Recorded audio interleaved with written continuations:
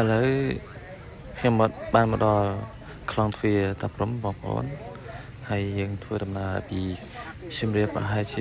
20នាទីមកដល់ទីតាំងចំពោះប្រាសាទតាព្រំវាមានចម្ងាយពីខ្លងទ្វារអង្គរធំឬក៏គេហៅខ្លងទ្វារជ័យប្រហែលជា5នាទីប្រាសាទនេះនៅចន្លោះប្រាសាទតាកែវហើយនិងប្រាសាទបន្ទាយក្តីនេះគឺជាផ្លូវដើរចូលទៅប្រាសាទ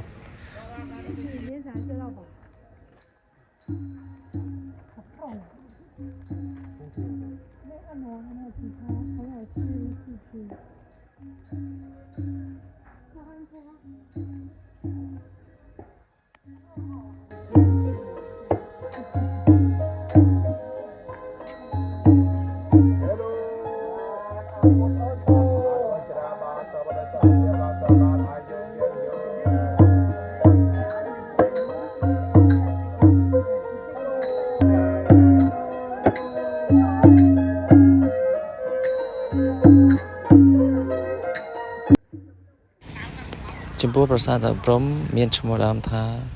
រាជវិហារកសាងក្នុងរជ្ជកាលរបស់ព្រះបាទជ័យវរ្ម័នទី7ក្នុងឆ្នាំ1186សម្រាប់ឧទ្ទិសថ្វាយជូនព្រះមេដាព្រះនាមជ័យរាជជោដាមនីក្នុងទម្រង់ជាព្រះពុទ្ធរូបប្រាជ្ញាបារមេតាឬក៏ទេពធីតានៃកិត្តិបណ្ឌិតនៅត្រង់នេះគឺយើងបានឃើញមានស្ពានមួយដែលធ្វើកាត់នៅកសិនទឹកគឺមានភាពរៀងស្ងួតអស់នៅរដូវប្រាំងបើសិនជានៅរដូវវស្សាវិញ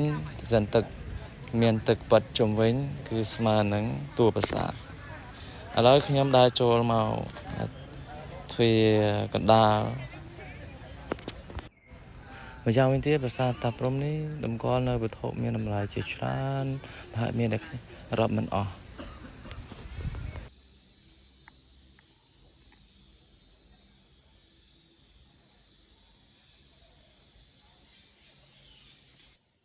បន្ទាប់ពីយើងដើរឆ្លងកាត់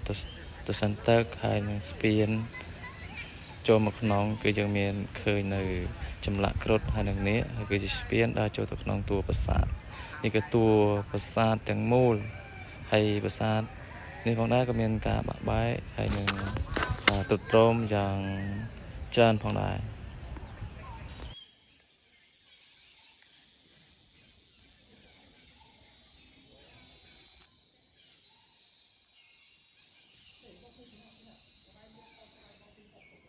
នៅខាងឆ្វេងដៃរបស់ខ្ញុំនេះបងប្អូនឃើញមាន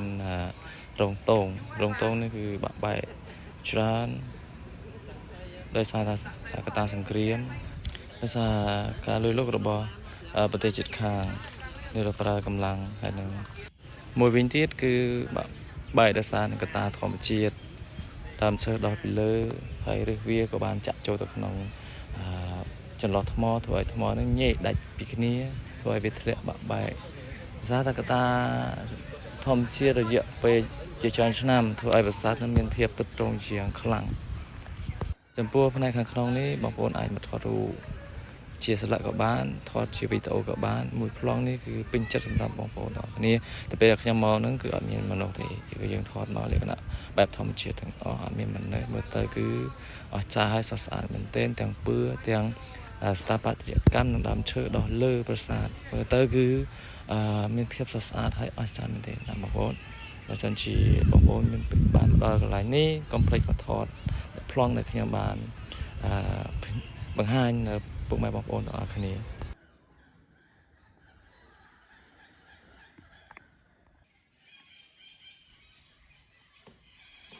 ចំពោះប្រាសាទតាព្រំនេះគឺពេញនិយមសម្រាប់ភ្ញៀវជាតិទាំងអន្តរជាតិក៏មកទស្សនា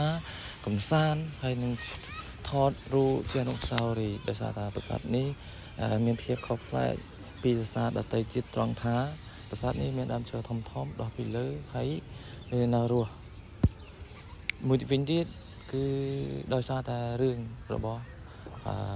ជនជាតិ Hollywood ម្នាក់ដែលមានឈ្មោះថាអ្នកនាង Angelina Jolie បានមកថតនៅឆ្នាំ2002នៅ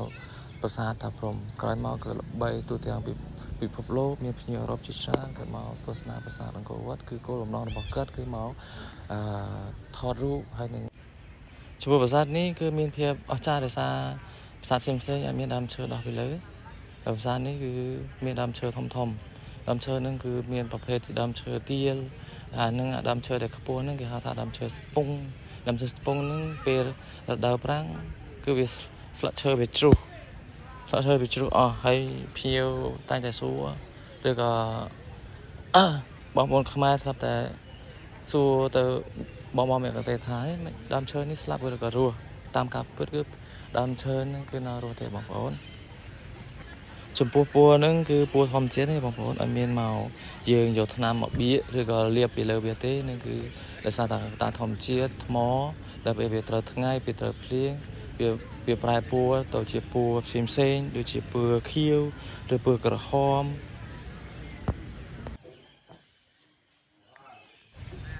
ចំពោះប្លង់មួយនេះ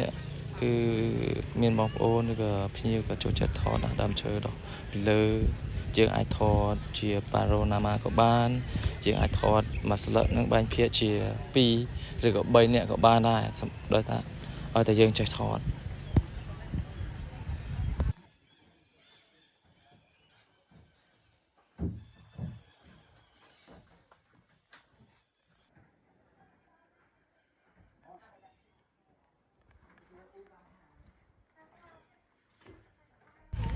តមកទៀតយើងដើរចូលមកក្នុង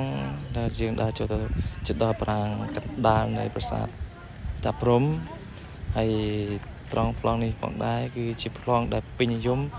ប្លង់ដែលល្បីបំផុតនៅក្នុងប្រាសាទតាព្រំគឺដែលហៅថាកន្លែងដែលជនជាតិ Hollywood អ្នកនាង Angelina Jolie ថតរឿង Tomb Raider នៅត្រង់ប្លង់នេះបងប្អូននេះដើមឈើដោះជុំវិញហើយដើមឈើនេះមាន2ទី1ដើមជ្រៃទី2គឺដើមស្ពង់ដើមជ្រៃនោះវាអបជុំវិញនៅដើមស្ពង់បណ្ដាលឲ្យដើមស្ពង់នោះស្លាប់នេះគឺជាចំណុចកណ្ដាលនៃប្រាង្គប្រាសាទយើងមានឃើញប្រហោងដែលព័ទ្ធជុំវិញហើយឃើញតែប្រហោងណាដោយសារសម័យមុនខ្ញុំលើគេថាមានដូចជារបស់មានតម្លៃជាច្រើនដូចជាត្បូងដូចជាពេជ្រដូចជាមាសអីតម្កល់ជូនទៅដល់ព្រះមេដារបស់ព្រះអង្គម្ចាស់ប្រាជ្ញាបារមីតាឬក៏ព្រះមេដារបស់ព្រះបាទជ័យវរ្ម័នទី7អីបងប្អូនមើលនេះចម្លាក់នេះគឺស្អាតមែនទែនទាំងពួរទាំងស្នាដៃទាំងស្ថាបត្យកម្មហើយចម្លាក់ហ្នឹងគឺមានភាពបាក់បែកមួយផ្នែកដូចដោយសារតែកត្តាសង្គ្រាមហើយនិងកត្តាធម្មជាតិអានេះគឺពួរធម្មជាតិពួរនេះពួរស្អាតអត់មានណាគេយកពួរហ្នឹងមកបៀកចូលមកដល់ចំណុចនេះផងដែរគឺបងប្អូនមើលកន្លែងយើងអាចឃើញនៅរឿង Tomb Raider Angelina Jolie ក៏ដើរចេញមកហើយយើងថតឃើញដើមឈើនេះវាដោះមកគឺមានលក្ខណៈខុសៗប្លែកគ្នាអ្នកខ្លះថាដើមឈើនេះដូចជារូបពស់រូបមនុស្សហើយនឹងប្រមោយដំរីហ្នឹងគឺមតិមួយយកខុសៗពីគ្នា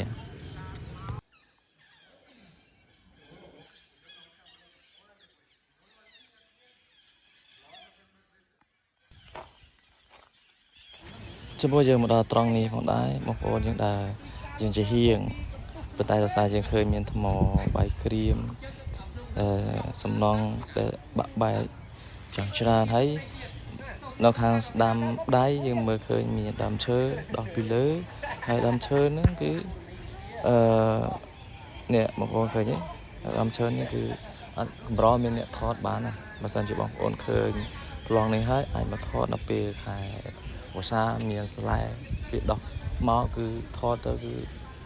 bơ khiêu từng tiếng tê sphere tiếng xa tiếng đam chơi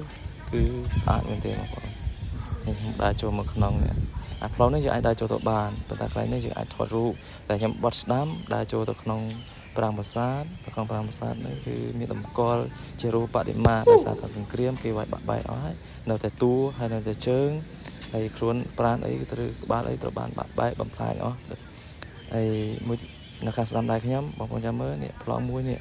คือจะพร้อมได้เป็นนิยมสำหรับจนลงเชียร์หรือว่าบางคนที่ชอบกัดมาทอดที่วิดีโอไอ้เมื่อตอนคือพร้อมนี่สารนะ